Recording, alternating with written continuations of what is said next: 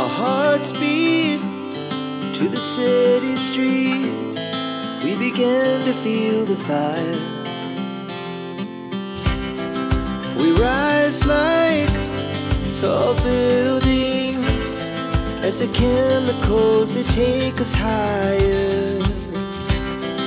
The night's young and it's just begun as she puts her hand in mine.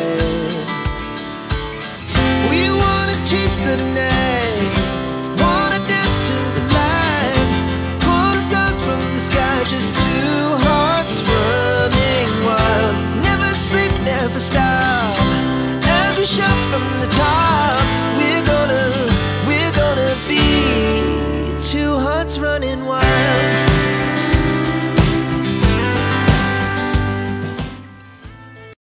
উত্তরবঙ্গের offbeat ডেস্টিনেশনের সন্ধানে আবার আমরা বেরিয়ে পড়েছি। ইন্ট্রোতে তো দেখেই নিয়েছেন আমাদের প্রথম গন্তব্য কোলাখাম। রাত 10:05 দার্জিলিং মেলে চড়ে বসলাম। আমাদের সিট নম্বর 65, 66, 67। ট্রেন ছাড়লো 2 মিনিট লেটে। গত 3-4 বার আমাদের উত্তরবঙ্গ যাওয়ার ট্রেনের অভিজ্ঞতা কিন্তু খুব খারাপ। প্রত্যেকবারই 2 থেকে 3 ঘন্টা ট্রেন লেটে পৌঁছেছে। দেখা যাক এবার কি অপেক্ষা করছে। চায়ের সাথে জানাই গুড মর্নিং, তার সাথে জানাই ট্রেন যথারীতি লেট। 7:57 এখন আমাদের ট্রেন দাঁড়িয়ে কিষানগঞ্জে। এনজেপিতে পৌঁছানোর টাইম 8:10। বুঝতেই পারছি অনেকটাই লেটে পৌঁছাবো, তবু ট্রেনের পাশের এই চা বাগানের দৃশ্য দেখতে দেখতে যেতে বেশ ভালোই লাগছে।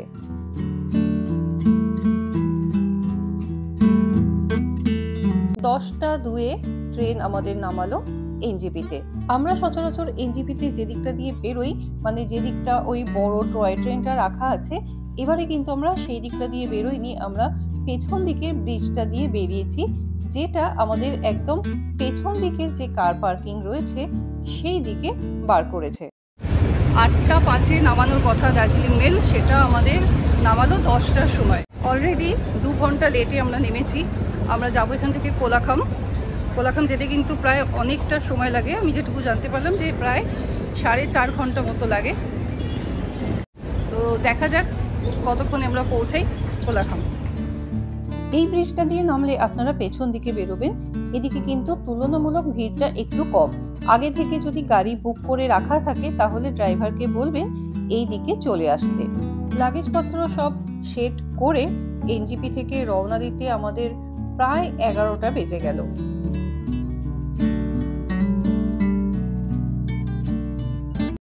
এখন আমরা সেবকেশ্বরী কালী মন্দির বেরোচ্ছি। এরপর চলে এলো করোনেশন ব্রিজ। করোনেশন ব্রিজের ওপর দিয়ে আমরা যাচ্ছি, নিচে বয়ে চলেছে তিস্তা। এনজেপি থেকে কোলাখামের দূরত্ব 114.2 কিলোমিটার মতো, আর পৌঁছাতে সময় লাগে প্রায় 4 ঘন্টা।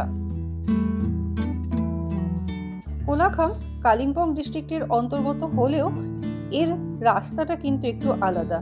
NH 17 ধরে এনজেপি থেকে বাগরাকোট, ওদলাবাড়ি, মালবাজার, গরুবাথান, অ্যাম্বিয়ার টি গার্ডেন হয়ে ন্যারো ভ্যালি ন্যাশনাল পার্কের মধ্যে প্রবেশ করছে। রাস্তায় এক জায়গায় দাঁড়িয়ে গরম গরম পাহাড়ি মোমো দিয়ে সেরে নিলাম ব্রেকফাস্ট। এরপর আবার যাত্রা শুরু। অনেকটা দূর কিন্তু আমাদের যেতে হবে। আঁকাবাঁকা পাহাড়ি পথ বেয়ে অভিভাবক বেশি পাহাড়গুলোর শাসন দেখতে দেখতে, পাহাড়ি রোদ্দুর গায়ে মেখে পাইনের দলের অতন্দ্র প্রহরায় রং বেরঙের পাহাড়ি ফুলগুলোর মিষ্টি রূপ দেখতে দেখতে যাত্রাপথ হয়ে উঠবে আরো মনোরম। এনজেপি থেকে কোলাখাম যাবার জন্য রিজার্ভ গাড়িতে, ছোট গাড়িতে ভাড়া পড়ে 4,000 টাকা, বড় গাড়িতে ভাড়া পড়ে 4,500 টাকা। এবার আমরা এসে পৌঁছেছি ন্যারো ভ্যালি ন্যাশনাল পার্কের এন্ট্রি পয়েন্টে। এখান থেকে আপনাদের গাড়ির জন্য পার ডে হিসেবে 100 টাকার টিকিট কাটতে হবে। মানে আপনার গাড়ি যদি একদিন থাকে 100 টাকা, 2 দিন থাকলে 200 টাকা, 3 দিন থাকলে 300 টাকা, এইভাবে আপনার গাড়ির একটা টিকিট এখান থেকে করাতে হবে। ওই ডান দিকের রাস্তাটা চলে গেছে লাভার দিকে, আর আমরা যাব ঠিক এর পেছনে নেওড়া ভ্যালি ন্যাশনাল পার্কের ভেতরে রাস্তা দিয়ে কোলাখাম। আরেকটা জিনিস আপনাদের জানিয়ে রাখি, কোলাখামে সাইট সিইং করার জন্য কিন্তু আপনাদের কোলাখামেরই গাড়ি নিতে হবে, বাইরের গাড়ি কিন্তু সাইট সিইং করার জন্য এখানে অ্যালাউ করা হয় না। এখান থেকে ৬-৭ কিলোমিটার রাস্তা একটু খারাপ আছে, তাই যদি বড় গাড়ি থাকে তাহলে অতটা অসুবিধা হয় না। তবে কোলাখাম জায়গাটা এতটাই সুন্দর, সেখানে পৌঁছানোর জন্য এইটুকু দুর্গম রাস্তা তো পার করাই যায়। আর তাছাড়া রাস্তার দুপাশের মাথা উঁচু করে দাঁড়িয়ে থাকা ঘন পাইন আর ফার্ন গাছের সৌন্দর্য আপনাকে মুগ্ধ করবেই। পাহাড়, ঝর্ণা, জঙ্গল, নদী সব একসাথে পাওয়া যায় কোলাখামে। যেতে যেতে হঠাৎ বৃষ্টি শুরু হলো, তারপর এই বৃষ্টি নামলো ঝমঝমিয়ে। জানি না পরে কি রকম ওয়েদার পাবো। আমরা ঢুকে পড়েছি কোলাখাম গ্রামে। চারদিকে ফুলের সাম্রাজ্য, আর তার মাঝে সুন্দর ছোট্ট ছোট্ট কাঠের হোমস্টে। এখান থেকেই ভালো লাগাটা শুরু হয়ে গেল। আমরা উঠেছিলাম দ্য গ্লেসিয়ার্স হোমস্টেতে। রাস্তা থেকে কিন্তু এই হোমস্টের বিশাল বড় সাইনবোর্ড বা ব্যানার দেখতে পাবেন, আর এই হলো গ্লেসিয়ার্স হোমস্টেতে যাওয়ার রাস্তা। হোমস্টের একদম দোরগোড়া পর্যন্ত গাড়ি পৌঁছে যায়, সুতরাং হোমস্টে পর্যন্ত পৌঁছাতে কিন্তু কোনো রকম অসুবিধা হবে না। বয়স্ক বা বাচ্চা সঙ্গে থাকলেও কোনো প্রবলেম হবে না। পেছনের ব্যাকগ্রাউন্ডে পাহাড়, আর সামনে আই লাভ কোলাখামের একটা বোর্ড। এটা কিন্তু হোমস্টের মধ্যেই রয়েছে, তাই যত খুশি এই আই লাভ কোলাখামের বোর্ডের সামনে দাঁড়িয়ে ফটো তুলতে পারেন। ওই নিচের রাস্তাটা দিয়ে আমরা এখন এলাম। সামনেটাই দেখছেন কার পার্কিং এর অনেকটা বড় জায়গা রয়েছে। ওদিকের এই কয়েকটা সিঁড়ি দিয়ে উঠে আসতে হবে। এলেই এই ডান দিকে পাবেন আই লাভ কোলাখামের বোর্ড, আর ওই যে দেখা যাচ্ছে আমাদের হোমস্টে।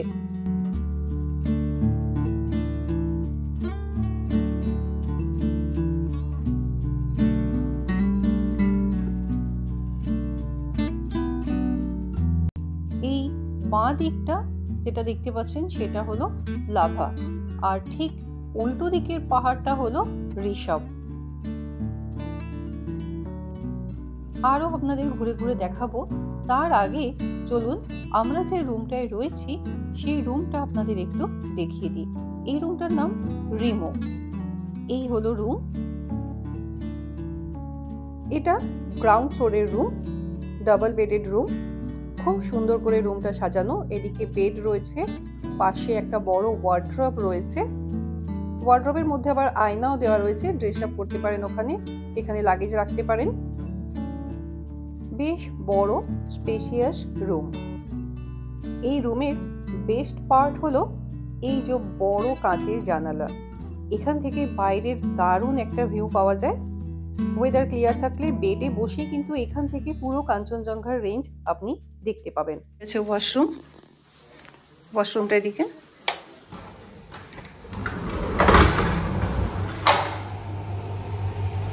বাহ, বিশাল বড় ওয়াশরুম। গিজার, কোমোড, বেসিন সব রয়েছে। এদিকে শাওয়ার রয়েছে, জামা কাপড় রাখার জায়গা রয়েছে, বেশ সুন্দর।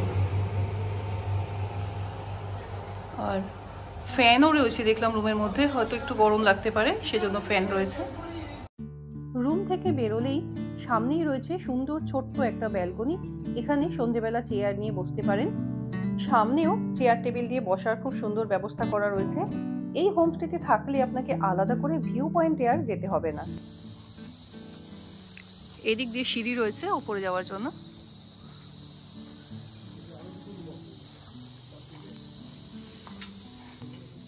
চলুন ওপরের রুমটা একটু দেখে আসি। এই হচ্ছে ওপরের রুম। রুমে যাওয়ার আগে এই ব্যালকনি থেকে ভিউটা দেখিয়ে দিই আপনাদের।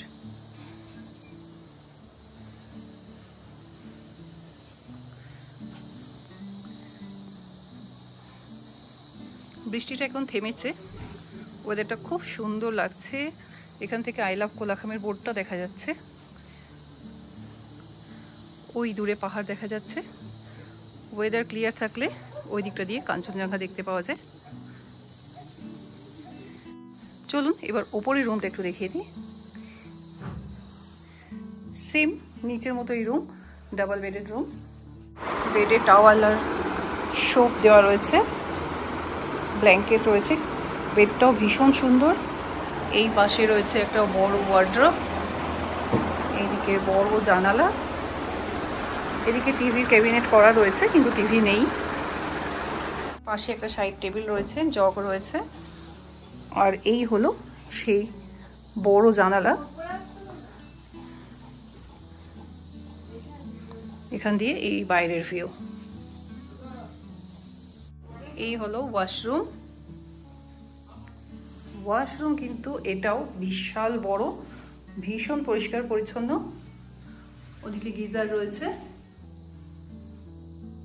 একদম ঠিক নিচেরটার মতোই ওয়াশরুম। সামনেই চেয়ার টেবিল দিয়ে খুব সুন্দর বসার ব্যবস্থা করা রয়েছে, পাশেই রয়েছে বনফায়ারের জায়গা। এখানে বনফায়ারের জায়গাটা কিন্তু বেশ ইউনিক দেখলাম। এই হলো কিচেন। প্রথমেই যে রুম দুটো দেখালাম তার একদম পাশেই কিচেন, আর কিচেনের ঠিক উল্টো দিকেই রয়েছে ডাইনিং এরিয়া। ডাইনিং এরিয়াটাও খুব সুন্দর, এখান দিয়ে উপরে যাওয়ার ব্যবস্থা রয়েছে, আর সিটিং অ্যারেঞ্জমেন্টটাও খুব সুন্দর। চারদিকটা এরকম পুরো কাঁচ দিয়ে ঘেরা, মানে এখানে বসে ডিনার বা লাঞ্চ করতে করতেও কিন্তু আপনারা বাইরের সুন্দর ভিউ দেখতে পাবেন। সেই জন্যই বলছি, এই হোমস্টেতে থাকলে আপনাকে আর আলাদা করে কোনো ভিউ পয়েন্টে যেতে হবে না। ডাইনিং এরিয়ার পাশে রয়েছে আরও একটা বিল্ডিং, যেখানে নিচে আর উপরে মিলিয়ে মোট 4টে রুম আছে। নিচের রুমগুলোয় গেস্ট ছিল, ওপরের রুমগুলো খালি ছিল। তো চলুন ওপরের রুমগুলো আপনাদের একটু দেখিয়ে দিই।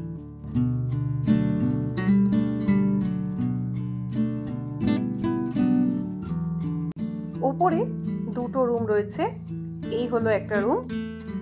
সবকটা রুমই কিন্তু ডাবল বেডেড, এটাও ডাবল বেডেড রুম। বেশ বড় সুন্দর সাজানো গোছানো রুম।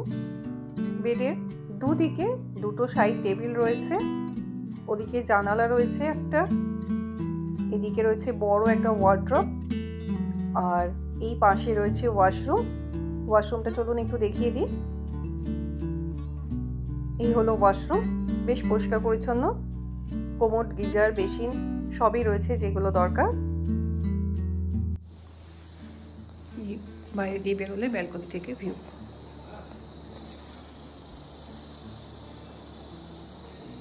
ট্রেন লেট, রাস্তায় বেশ কয়েকবার দাঁড়ানো, বৃষ্টি সবকিছু মিলিয়ে আমাদের পৌঁছতে অনেকটাই লেট হয়ে গিয়েছিল, তাই লাঞ্চ সারতেও বেশ দেরি হয়ে গেল। লাঞ্চের মেনু ছিল গরম গরম ভাত, ডাল, রাই শাক, আলু ভাজা, এগ কারি, আর ছিল কোলাখামের সেই বিখ্যাত বড় বড় শসা, পেঁয়াজ আর লঙ্কা দিয়ে স্যালাড। খাবারের স্বাদ বেশ ভালো ছিল, বিশেষ করে রাই শাক আর এগ কারিটা তো জাস্ট অসাধারণ ছিল। এরপর সন্ধে নামলো কোলাখামে।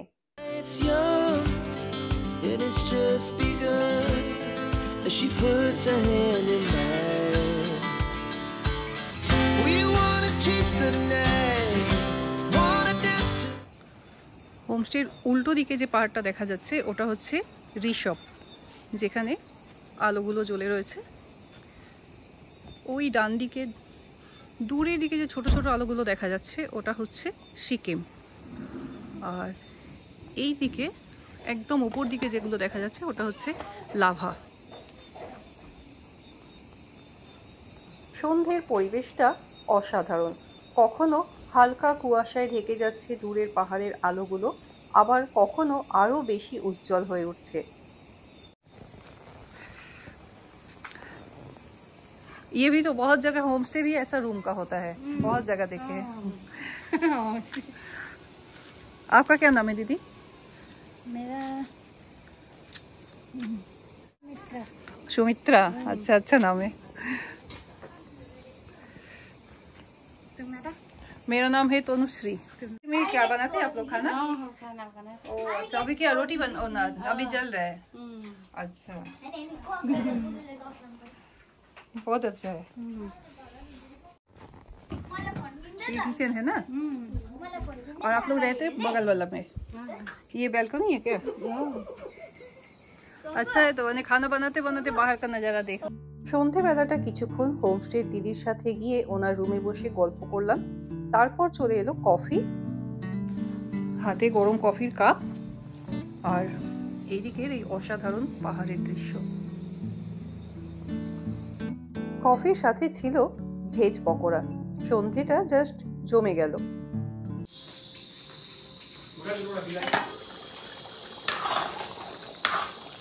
চিকেন হচ্ছে আমাদের জন্য, बनाते। भैया आपका नाम क्या है? मेरा नाम गोपाल। गोपाल, अच्छा आप ही बनाते हैं ना खाना यहाँ पे? जी।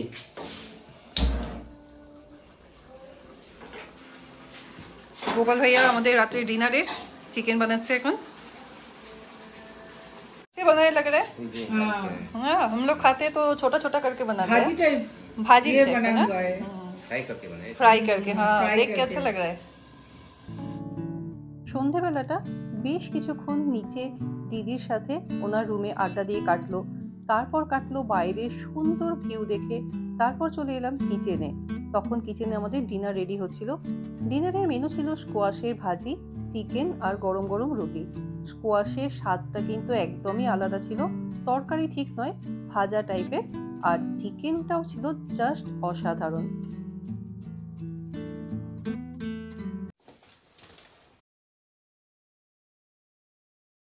ভোর হচ্ছে কোলাখামে, এখনো কিন্তু দিনের আলো ফোটেনি। উল্টো দিকের পাহাড়ের আলোগুলো এখনো টিমটিম করে জ্বলছে। ওদিকে কাঞ্চনজঙ্ঘার দেখা নেই। ঘরে ইলেকট্রিক কেটেল ছিল, সেটার একটু সদ্ব্যবহার করে দিই। সকাল সকাল একটু কফি বানিয়ে নিচ্ছি।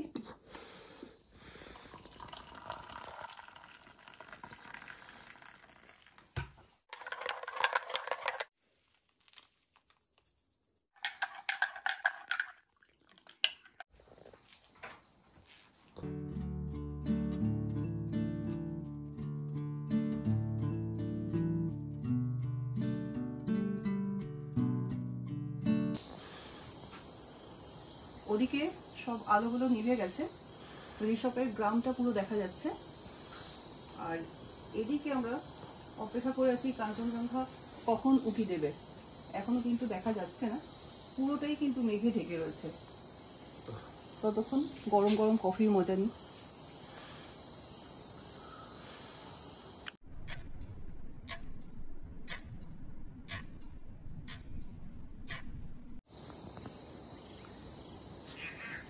কাঞ্চনজঙ্ঘা তো দেখা যাচ্ছে না, কিন্তু সানরাইজ হচ্ছে। দেখুন ওই দূরের পাহাড়ের মাথায় রোদটা পড়ছে।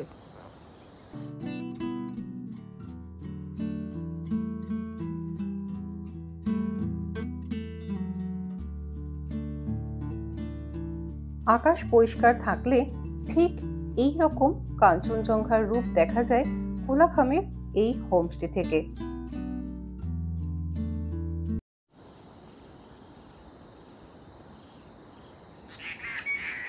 ওইদিকের পাহাড়ের ধাপে ধাপে বাড়িগুলো দেখতে পাওয়া যাচ্ছে।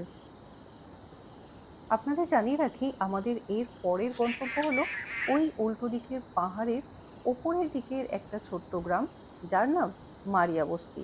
তার ভিডিও আসতে চলেছে খুব তাড়াতাড়ি। কোলাখামে আপনারা দুদিনের প্ল্যান করতে পারেন। একদিন রাখতে পারেন শুধুমাত্র কোলাখামেই সময় কাটানোর জন্য, কারণ গ্রামটা পায়ে হেঁটে ঘুরে দেখতে খুব ভালো লাগবে। আর দ্বিতীয় দিন আপনারা ঘুরে নিতে পারেন Changey Falls, Neora Valley National Park, Lava Monastery, Mangkhim hilltop, Jhandidara, আশেপাশের সব গ্রাম যেমন লাভা, লোলেগাঁও, ঋষভ, এইসব জায়গাগুলো। ছাঙ্গে ওয়াটারফলসে বেশ কিছুটা ট্রেক করে নামতে হয়, সেজন্য ছাঙ্গে ওয়াটারফলস যখন আসবেন তখন অবশ্যই হাতে সময় নিয়ে আসবেন আর চেষ্টা করবেন সকাল সকাল আসার। ছাঙ্গে ওয়াটারফলসের ভিডিও থাকছে পরবর্তী পর্বে। আজকের ভিডিও এমনিতেই অনেকটাই লম্বা হয়ে গেছে। আমরা কোলাখামে একদিন ছিলাম, পরে মনে হলো না এটা কিন্তু দুদিন করা উচিত ছিল। যাই হোক, সকাল সকাল আলুর পরোটা, লোকাল আচার দিয়ে ব্রেকফাস্ট সেরে গরম গরম কফি খেয়ে আমরা বেরিয়ে পড়লাম পরবর্তী গন্তব্যের উদ্দেশ্যে। এই হোমস্টের ট্যারিফ 1500 টাকা পার হেড পার ডে। কোলাখামে থাকার জন্য প্রচুর হোমস্টে রয়েছে, তবে দ্য গ্লেশিয়ার্সে আমাদের থাকার অভিজ্ঞতা অনবদ্য, কারণ এর লোকেশন, ভিউ আতিথেয়তা সব কিছুই কিন্তু খুব খুব ভালো লেগেছে আমাদের। কোলাখাম ট্যুর প্ল্যান করলে অবশ্যই দ্য গ্লেশিয়ার্সে চলে আসুন। কথা দিচ্ছি নিরাশ হবেন না। আজকের পর্ব তাহলে এখানেই শেষ করছি। দেখা হচ্ছে পরবর্তী পর্বে। কোলাখাম থেকে আর কোন কোন জায়গা আপনারা ঘুরতে পারেন সেই সব ডিটেলস নিয়ে। আর সাথে থাকছে ছাঙ্গে ফলসের ট্রেকিং এর অভিজ্ঞতা। তাহলে দেখতে থাকুন অথেন্টিক ব্যঞ্জন। দেখা হচ্ছে খুব তাড়াতাড়ি পরবর্তী পর্বে।